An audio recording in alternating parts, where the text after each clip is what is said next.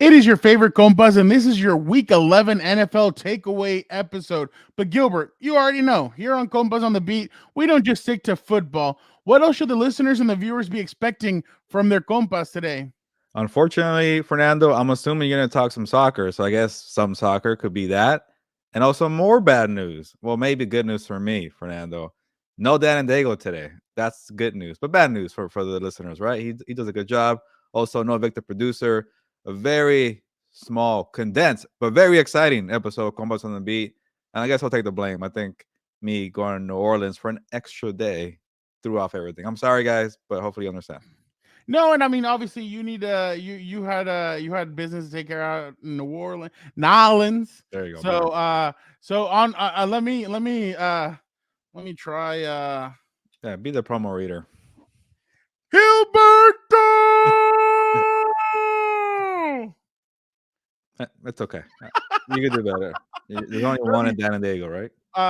Welcome one, welcome all to another Whiskey Sour Wednesday. Like those Wednesday? Exactly. But no, we missed those two guys, and obviously both of them have other responsibilities to take care of. We had a couple. We had to do this makeshift because it's Turkey week. It is Thanksgiving week, so obviously a lot to be thankful for. But yeah, no. So guys, don't forget to check out the rest of the shows. Man, we're up to not just one, not two, not three, not four, but 5 shows now. That was via LeBron James. By the way, did you see that LeBron James and Jalen Ramsey kind of exchange where Jalen Ramsey's like, "You're always capping"? I was like, "Dang!" I saw that. And then and then I asked Jalen Ramsey, "You think you could defend LeBron James in the red zone?" And then he said, "You know what he said, of course." But yeah, we could say that for the show. But yeah, I'd pay to see that. So obviously, guys, we have now House of Horns, which is obviously Gilbert and Victor producer. They go through all things Rams. Yes, they are struggling right now, but hey, it's going to be interesting to see kind of what happens in this back end of the season. A lot of storylines there. We got what's up, Bolts? Are the Chargers going to make a playoff push to end the season? Or is it going to be like last season where they're close, but no cigar? Dan and Diego and I break that down. Obviously, we have regular Compas on the Beat. We appreciate you guys checking us out. And then we have Compas, Combat Compas, which we'll be getting more into now because obviously it's starting to, the wrestling world is starting to heat up as the football season kind of dies down. Wrestling season heats up. We're starting to get close into WrestleMania season, which obviously hypes us up because the Compas are going to be there at WrestleMania. I'm just pointing it out right now. We're going to be there all week. We're going to be doing some fun stuff. So definitely excited for that. And then we got Compas FC. Gilbert said, "Nah, bro, I'm not about that." So I said, "Okay, is it cool if I kind of do it with some of my buddies who know the beautiful game?" He said, "Yeah, bro." And then so he tagged them in. So we're going to be talking USA, Mexico. USA, what the hell were you doing? You lackluster performance from the USA. Mexico tied against Poland. And then, ¿Dónde está Leo Messi? Leo Messi, ¿dónde estás? He disappeared against Saudi Arabia. We'll be talking about all those things. So check out all 5 of those shows. But now, obviously, Gilbert, it's time to get to the program and talk. Can I do this part? Yeah, go ahead. I want to see. Play the music, Nando! Go! Welcome to Compas on the Beat. I am Fernando Ramirez, and I cover the LA Chargers for the Sporting Tribune. With me, as always, my co-host, my tag team partner, Gilbert Manzano. He covers the Rams for the OC Register, LA Daily News. Ole, ole! What's up, bro? It's World Cup season. No. Don't ole me. Don't what's up, bro, me. You know what? Before we get to your soccer, whatever beautiful game you want to talk about, how about that boring game, by the way? Mexico, Poland. Ooh, what a snooze fest. But you are on my bad side because you beat me in fantasy football by less than 1 freaking point. I got off the plane in New Orleans. Oh, let me see if DeAndre Hopkins got shut down because I'm seeing that the 49ers defense did great. Oh, 13.5 points, and that's what you needed to beat me. So And I told you I made a mistake. I was gonna say Joshua Palmer because I thought Mike Williams, Keenan Allen are gonna come back. That means Josh probably isn't gonna do anything. I ended up leaving him in. I don't know why. I started Mike Williams and he was out like after 2 plays. He got 27.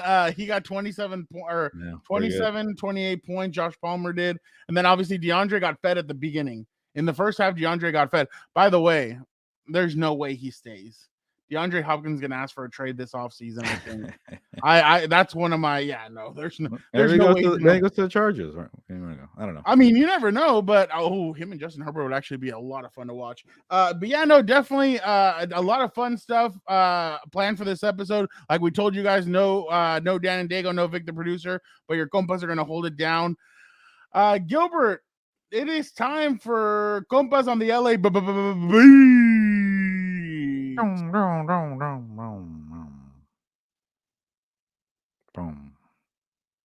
So obviously you were in New Orleans, but I know you probably checked out Sunday Night Football. What did you think?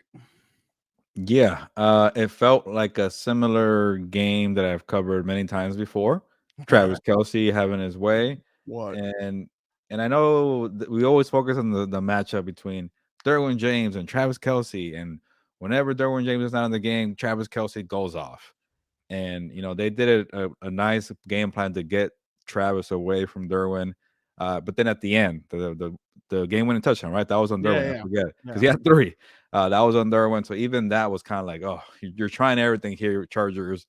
And the thing I keep going back to, and I wish Dan and Diego was here because it's the defense for me, man. Like I know people are focused on the broken offense, but how you let up 41 points? I know it's the Chiefs. I get it, but I don't know. You brought in Brandon Staley and all these players on defense. I don't know Joey Bosa, 41 points, and your running game's still kind of terrible. Was it Pacheco went off for a little bit at the beginning? I don't know. Maybe because I focus on that more on the defense.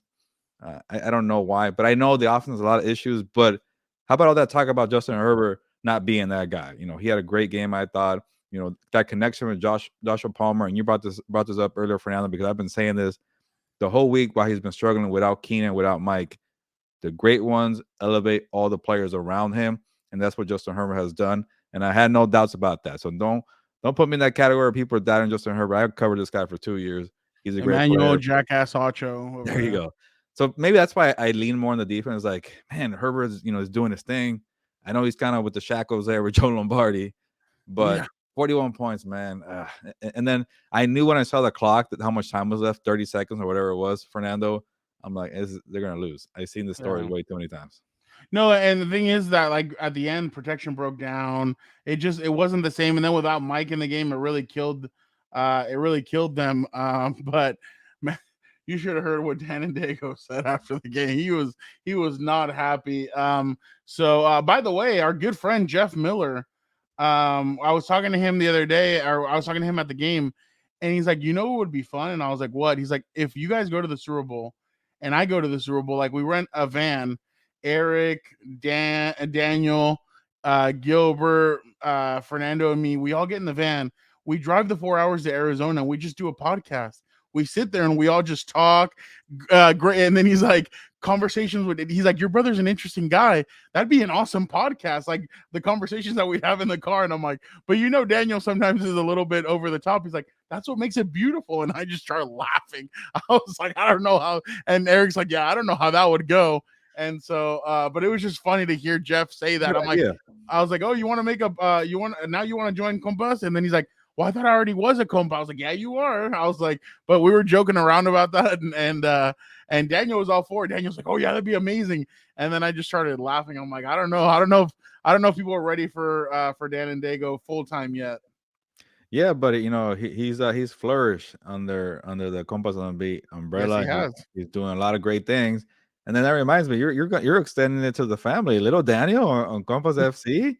That was kind of cool to see, right? What was funny? Little Daniel actually was very and don't forget to check out Compas FC. It's new. Obviously, we're barely getting it started, but it's a really cool thing. So my buddy Eddie was like, hey dude, like I'm sick, I can't do this. Like, is there any way you can get somebody else? And I asked Little Daniel, I'm like, hey dude, like, because I mean Daniel and I know, but we don't know as much as these guys. I asked Little Daniel, would you be okay doing it? He's like, yeah, I'll do it. I was like, oh, okay, cool. And he jumped on and he had a really good point. So I was like, oh, okay, cool. Like, okay, it wasn't like just oh, hey, let me throw somebody in there. No. He actually had his knowledge. He knew what he was doing. So very proud of the way he did. But yeah, no, so definitely back to the Charge thing. You're right. I mean, the defense is struggling. And you know what's funny? And this is what I talked about on What's Up Bolton. I told Daniel about it.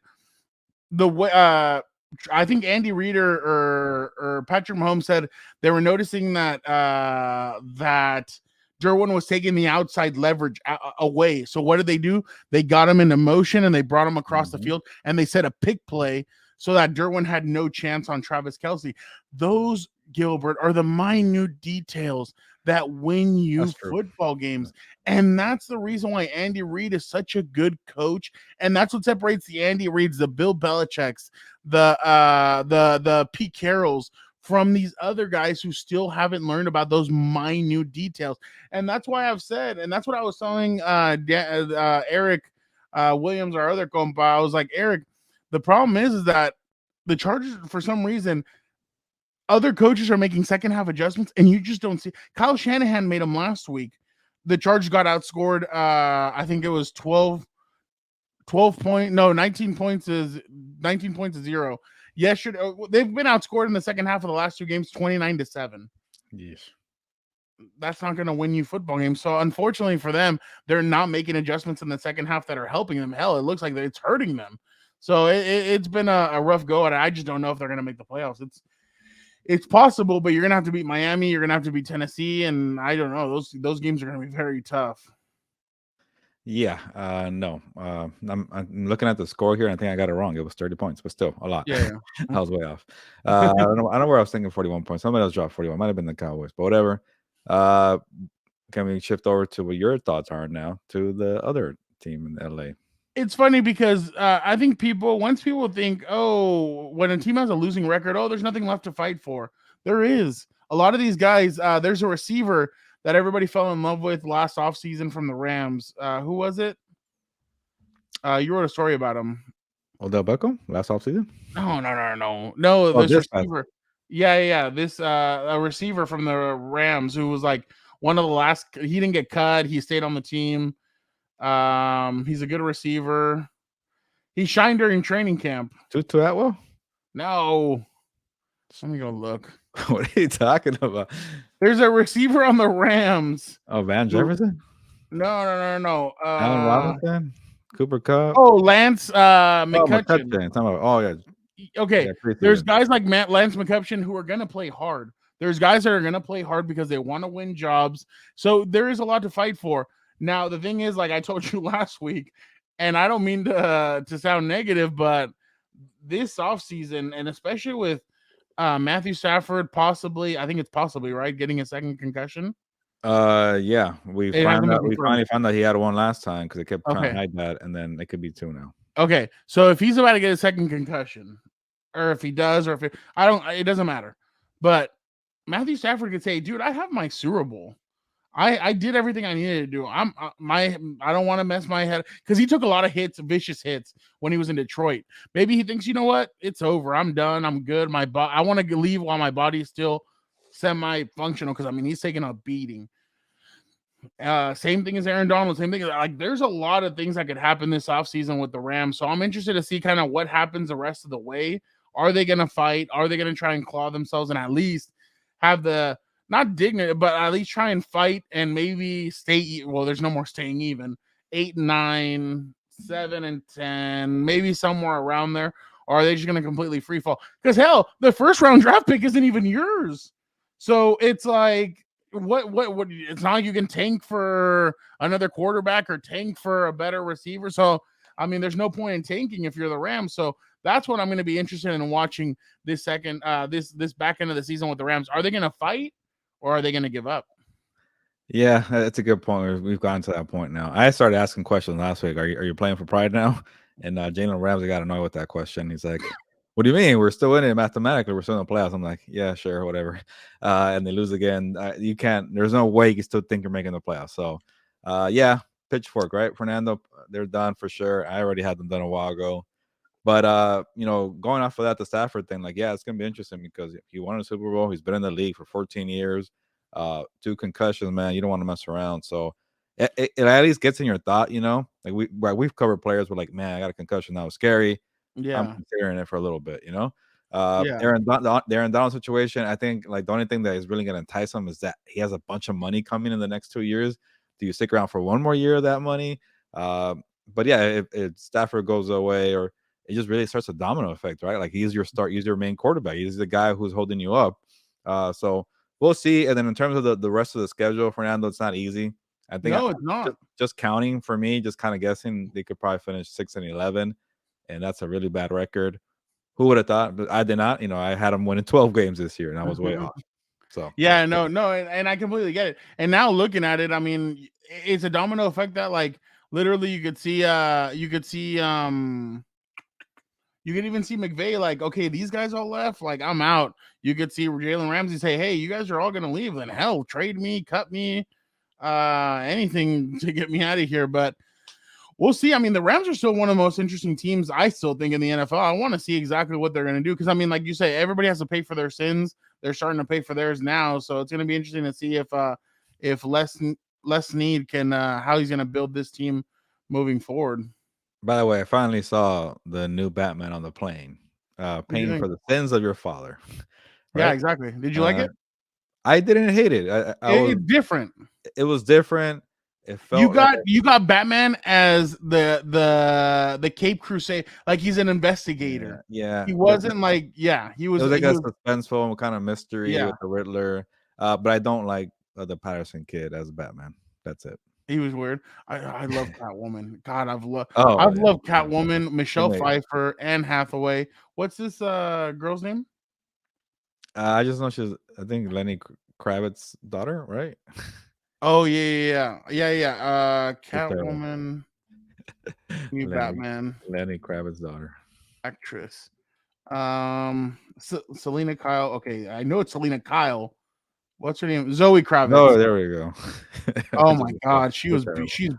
she's beautiful too. All right, Yeah, it's time to get that on. is your avocado roast for the week.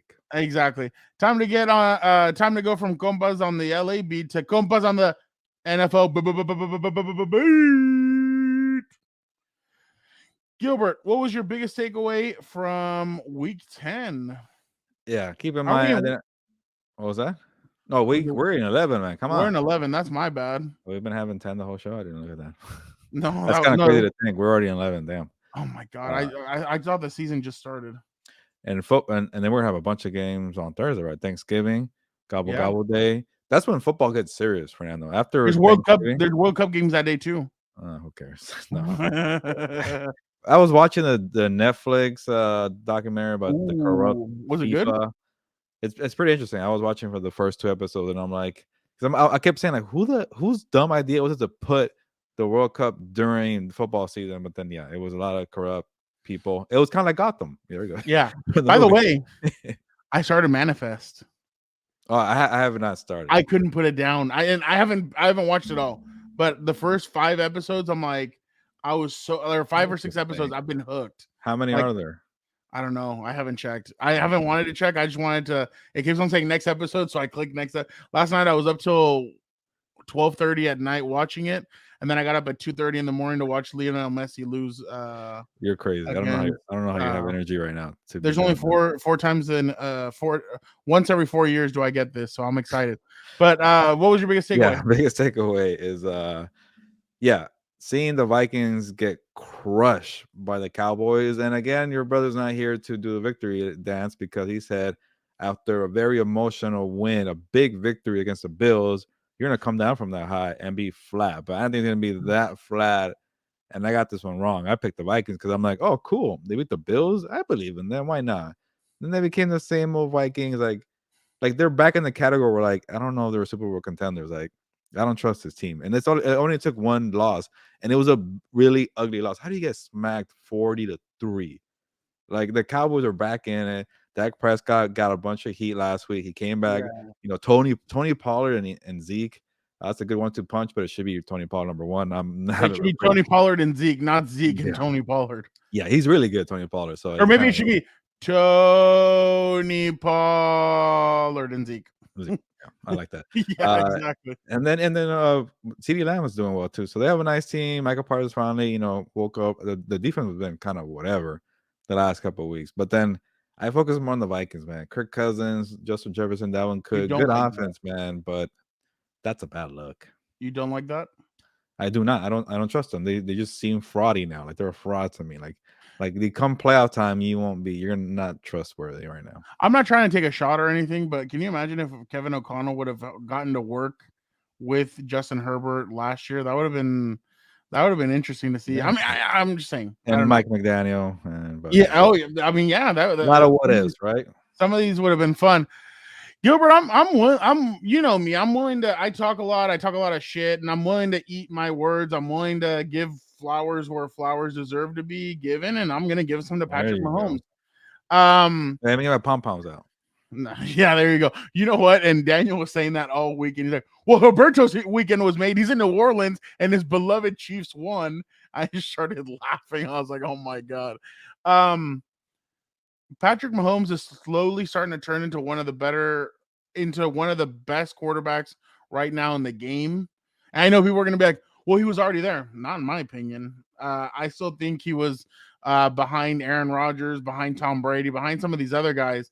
But man, he's starting to really ascend to being one of the best quarterbacks. No. You don't think he was already one? You mean like top 5? Oh no, top 5, yeah. No. I'd be insane if I didn't. But to me, the only thing that matters is being a top 3. Okay. I was gonna. He's a top 3. He's a top 3 he's now. He's not your top 5 before this year. No. He was a top 5, but he was never a top 3. And I think he might be. Number 1. To be completely honest, but it's because of what happened. See, I analyze, and in the offseason, I will watch film. Now, I don't boast it like other people do, but I watch film on some of these players, and I think to myself, okay. Last year, I watched some Patrick Mahomes film, and I was like, you know what? He's really good. He's good. But what really is lacking is his ability to be able to throw to other receivers.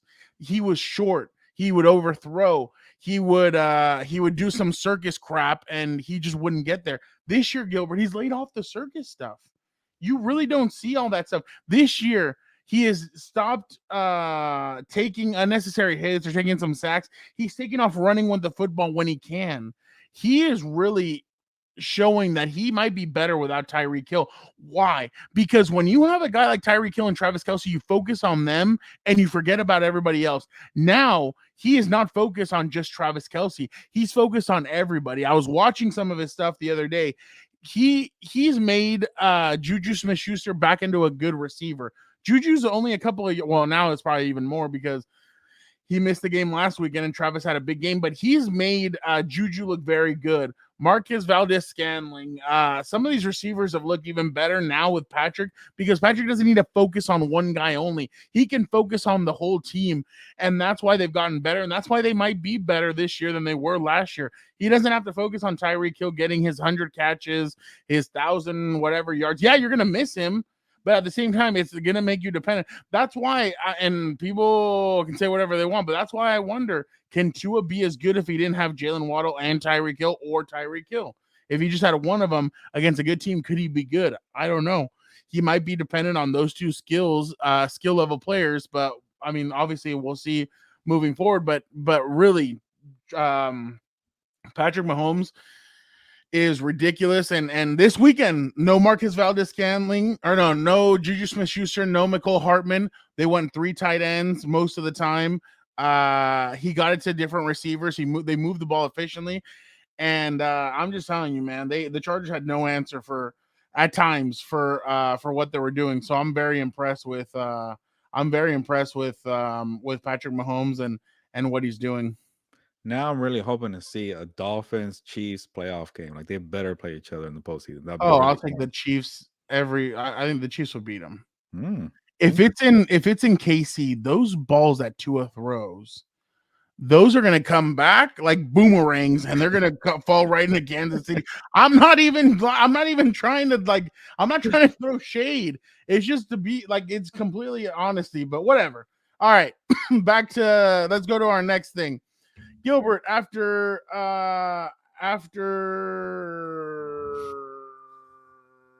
there's been a lot of controversy about Jeff Saturday and the Colts. He was 1-0. Yeah. They almost beat the NFC's best team in Philadelphia over the weekend. It took a late resurgence from Philly to win that game. Are the Colts better with Jeff Saturday as the head coach, or should we be concerned about the Eagles? I'll go with the first one. And I don't want people to be like, "Oh, look at you! So you're wrong about Jeff Saturday." No, that's a whole different topic. I don't think It's a whole different. Yeah, you're and right. and like I said, even if he does a good job and he wins out, I'm not gonna change my opinion about him being in this position. But him being a coach, I respect the credentials, man. This guy played in the league for a long time with some great teams, and he knows how to get people fired up. People like the guy. He was great on ESPN. So I'm not surprised that he came in and said, "Hey, coaches, do your thing. I'm just here to motivate you guys, fire you guys up, be competitive for the rest of the year," which I don't know why. You gotta get a better first round pick, but that's a different story. But he's done that. And I think the Colts are just a little more fired up with him around. I think even like Matt Ryan, like, "I'm glad you're here, man. Frank Reich benched me for some scrub guy, Sam Ellinger." No, Jeff Saturday said, "Hey, you're the veteran quarterback. Let's give it a shot." So I think it's more praise for Saturday, just motivating guys, and that's good for him.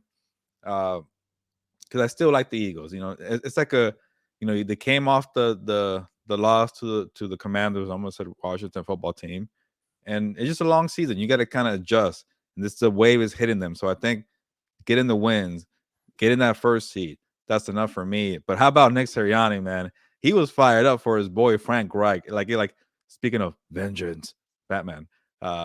He wanted vengeance for Frank Reich, and he was just fired up, looking at the crowd like, "Yeah, we beat you. Sorry, terrible Colts team." So I kind of like that. I know it was like a bad Colts team they beat, but to be fired up for your boy, I respect that. Oh, 100%. I'm with you. I'm gonna go. There, we should be a little bit worried about the Eagles. But you know what? The only reason why I say to be worried is because the offense hasn't looked the way it was. You're on to It, it, something there. the offense hasn't flowed the way it did. It's kind of looked a little up and down. So that's the reason why I'd be nervous. The defense is held up, man. The Ndamukong Suh was thrown in there. Ndamukong Suh had half a sack, and he had a couple of stops. Linval Joseph, who some teams went out there and said, "Oh no, we don't need his services," half a sack, and he had a couple of tackles for losses. I don't know what to tell you, man. I mean, it's You just, know what's funny, Fernando? You bring that up. Every time I saw a notification, "Oh, Limal Joseph signed, Ndamukong Suh signed," I'm like, "Oh, it has to be the Chargers. They're down to their fifth string defensive tackle." Neither. bro. And I mean, I'm not a coach, I'm not anybody, but come on, like, those two guys are talented as hell, and they could have helped, but I mean, I don't know. I don't know what to make of half of the stuff that I see. But obviously, but yeah. So a little cause for concern, a little bit of praise but see, that's the thing. Right now, the Eagles are in a lull, and I say it like they've won all these games. You're kind of teetering between, okay, like we kind of want to get to the playoffs, but we have to look good going into the playoffs. So I still think the Eagles need to take an L to really get that Another one? fire burning in the belly to really get going. But we'll see what happens moving forward. Gilbert, who is your compa of the week? Yeah, we had a list here somewhere, right? Yeah. What were the names that we had? 'Cause I think I already kind of Devontae Adams, Travis that's a Kelce, Victor's list. Tony Pollard, Jamal Williams, Amari Cooper. Yeah, it's kind of repetitive, but I'll go back. I just said it already, but I think Tony Pollard should be the number one starter. He's becoming one of the top running backs in the NFL. I want to say like top 5, but I think he's top 10, top 15. Like this guy, anytime he gets touches, he just produces. And I don't get why the Cowboys have been so stubborn and loyal to Zeke. I know they got paid, and he means a lot to that team, but at some point, it's like, hey, he's a better player. So we'll see how they shift now because I got to check the numbers on the display here because I bet you this Vikings blowout they had. It was catapulted by Tony Pollard. He's just a game changer. So you make him your focal point, Cowboys, man, different team. And I like how the week I was thinking about jumping from the Cowboys bandwagon to the Vikings, they get, crushed. So I went back. So I don't know. I'm gonna go with Travis Kelce. Man, I love watching that guy play. I love him and Derwin playing as well. He only had one catch for like a couple of yards when Derwin was covering him until that final catch that he ran into the end zone. But that matchup is it's so amazing. It's so great. I love watching that matchup. But Travis Kelce to me is incredible to watch. That's why I keep on telling people this weekend, Gilbert, USC's playing Notre Dame. Watch Michael Mayer, number 87 from Notre Dame. That dude's half Gronk, half Kelce. He's that good. He's that big. He's that powerful. I told Alohi Gilman, Drew Tranquil, some of the Notre Dame guys, you guys should be telling Tom about this guy. Like, this guy's legit. And they just started laughing. They're like, dude, that guy with J Herb, they're like, oh my God. I'm like, they would challenge Antonio Gates and Phillip Rivers for that touchdown. Like a top 10 pick though, right? Like, yeah, it'd be kind of tough to get him. The way they're going right now, they might have a top 10 pick. 5 wins. No, well, you can trade up and try and grab him. So, but I mean, I just think that the kid's so talented. He's so good. I like literally, and it's funny. I'll call him my man crush Wednesday because it is Wednesday. As soon as I saw the dude, I was like, dude, this guy. Oh my God, watching him on the NFL and the NFL is going to be special. Yeah, but that's time of year, Fernando, when you're looking ahead to the draft and it's November, the turkey's not even cut yet, and you're thinking about Michael. You're right. My bad. But yeah, Travis Kelce had 3 touchdowns. He killed it over the weekend. He's just fun to watch. So Travis Kelce, we should try and get the Kelce brothers on here. That'd be a lot of fun. I like their podcast. I don't watch it fully, but the clips that I see, so do I. I love it. I'd love to get them on here. But Gilbert, what is your power rankings for this week? Yes, let me pull up my list here, and I think I still have the Eagles. Yeah, okay, Eagles. We are the Eagles. I don't know. We're just making soccer noises now. Eagles, Chiefs. It feels a little weird because the Bills beat the Chiefs, but I have the Bills 3rd, Miami 4th. The Dolphins had a bye week. And then the dreaded 5 curse. Sorry, Dallas Cowboys. You're number 5. I almost thought about putting the 49ers in there, but a good friend of the show, Alonzo, is a 49ers fan, so I won't do that to him right now. All right. Mine is the Chiefs, the Eagles, the Bills, the 49ers, and then the Cowboys. So those are my one different team. Okay.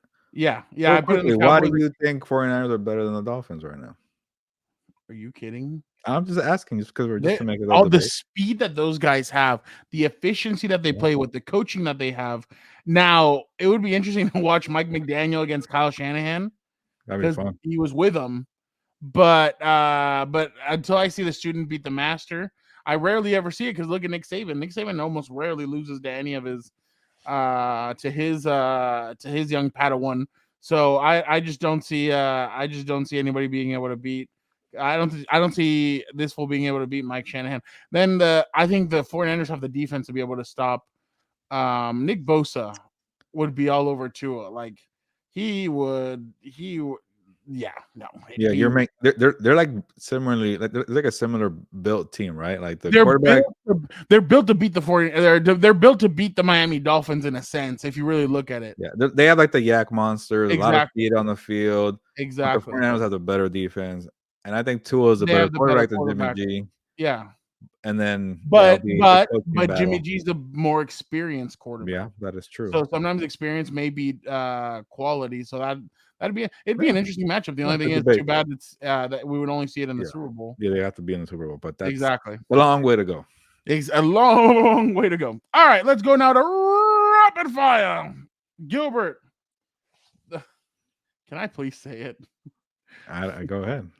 The Manhattan. No, never mind. I shouldn't say it. The Patriots beat the Jets for the second time this season. After the game, Zach Wilson, aka you already know, was asked if he felt like he left the defense down by only scoring 3 points. He replied, "No." He caught a lot of fire. Gilbert, should the Jets be window shopping for a new quarterback after during the offseason? The question is a little aggressive for me, but I know Victor Lamar Jackson. likes to do that. But if it's like more Farrell, I don't want to. No, I give quarterbacks 3 years. They're second overall pick. Give me one more year, but it's not a good look for Zach Wilson. And I'll say, yes, you could bury him for doing that because you haven't done anything. Like say it was Aaron Rodgers or Tom Brady, and they're just having a really bad game. And he's like, no, cool, that's fine. You've done your part throughout your whole career. What have you done, Zach Wilson, when you're supposed to keep a locker room together, when you're the quarterback, and that team only allows 3 points, and all you do is put up 3 points? Like, I'm sure the defense can like looking in there like, dude, it happened with the Rams in Tampa Bay. Those players were like, did not hide it. Jalen Ramsey, Leonard Floyd, all these players was like, that was our game. You blew it, offense. And Cooper Kupp, to his credit, was like, yeah, we sucked. Stafford, we suck. We are bad. My bad. Zach Wilson, no. Maybe he was annoyed. I get it. But do something to show your team, like, hey, we'll do better. We got you. We respect your effort. And all he said was no. Two letters, one word. He got thrown under the bus too by, it's funny. I don't think some of his teammates like him. Garrett Wilson kind of threw him under the bus. Elijah Moore yesterday posted him dropping back like a quarterback, the Jets receiver. And even Robert Saleh kind of threw him under the bus too. So yeah, no, I'm sure they're gonna go window shopping. What did Robert Saleh say about the offense? Like it was, he said something. Crap. Yeah. It was just they were terrible. 70 yards passing. And I respect that from the coach to talk like that about their team. Yeah, no. And that's the problem. Sometimes I feel like coaches get scared. Yeah, you shouldn't be scared. Go ahead, say it. Screw it. I mean, these guys need a kick in the ass. Gilbert, the Commandos. They don't wear underwear or what? Have you ever watched the that movie with the Commando Elite and the God, what's it called? Small Soldiers. Small Soldiers, like the little toys that attack like the I actually saw that one. The Commando Elite. That's what I was thinking about. The Commandos. I was thinking more of the episode of Friends. You're going commando. Yeah. Oh yeah. Exactly. Oh, that's what Dan and Diego used to say when he was younger. I'm gonna go commando. I'm like, no. The hell are you doing? Commanders and the Lions are surging. Washington has won 5 out of the last 6 ever since Tyler Heineke took over. And they've won the last road games. The Detroit Lions have won 3 in a row as well. 2 of them on the road. Gilbert, who deserves more credit for the turnaround? Riverboat Ron or MCDC?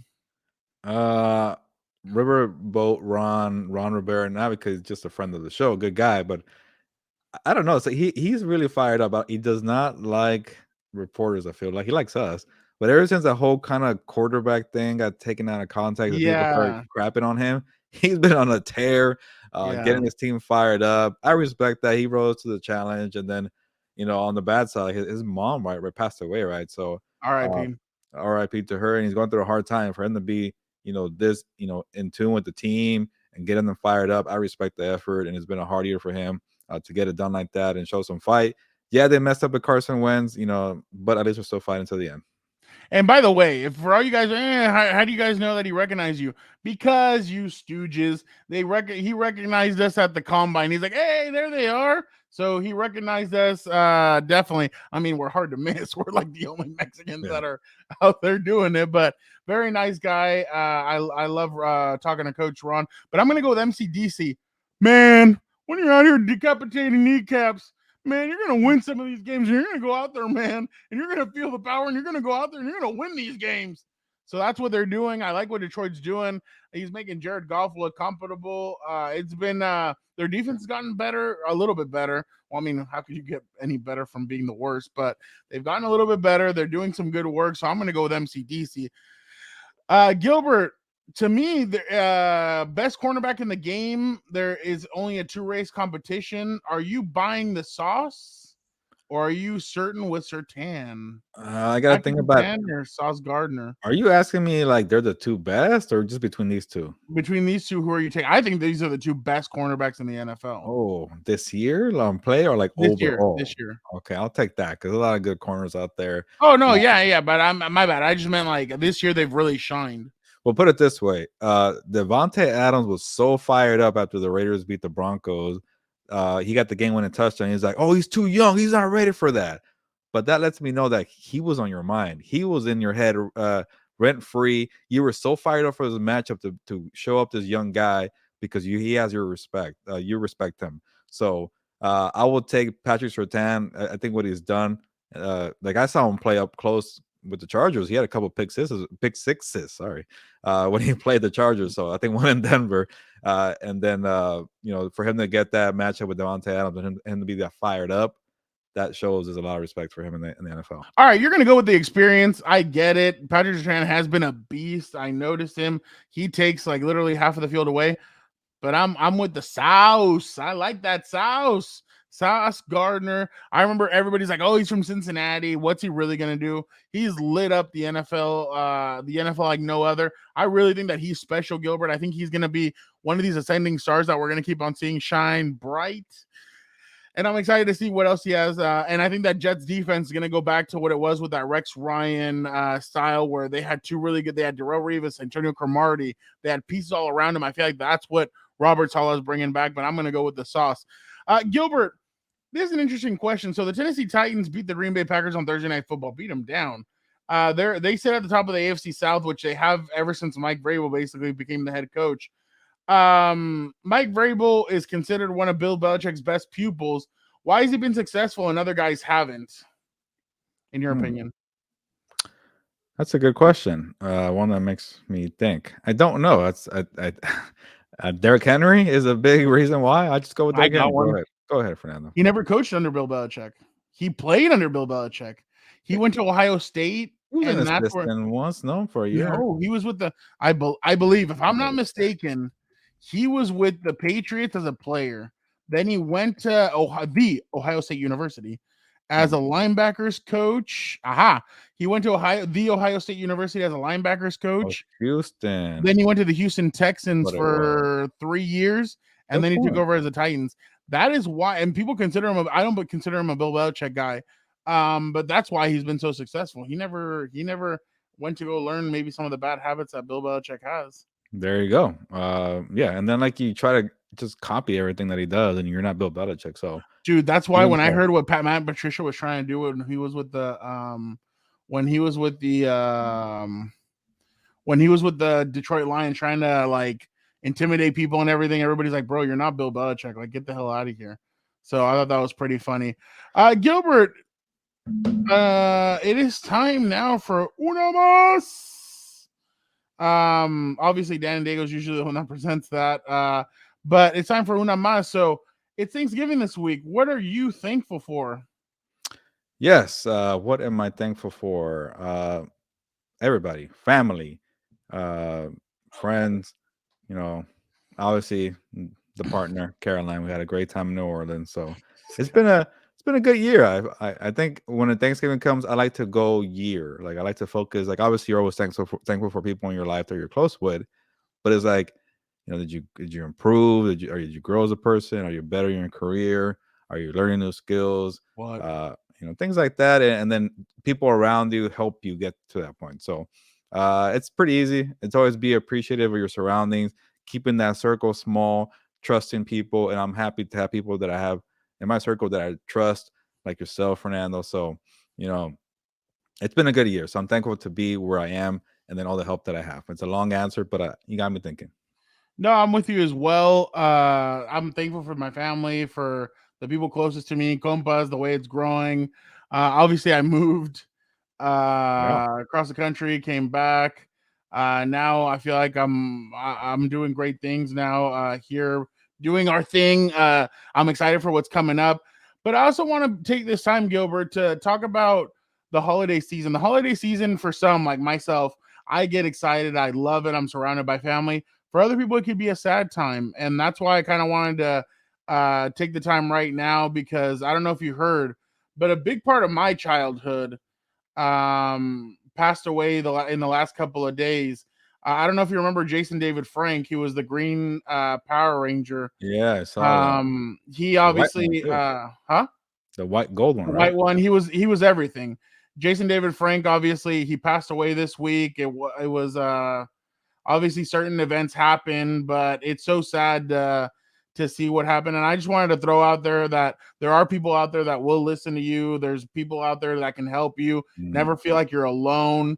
Yeah. Your compas are here. You always want to have people in your life that are there for you. And I just hope that people will take the time to be around loved ones. If you are fighting with somebody, remember, life is too short to be fighting with people over dumb stuff. Try and reconcile, try and do something, try and reach out to people.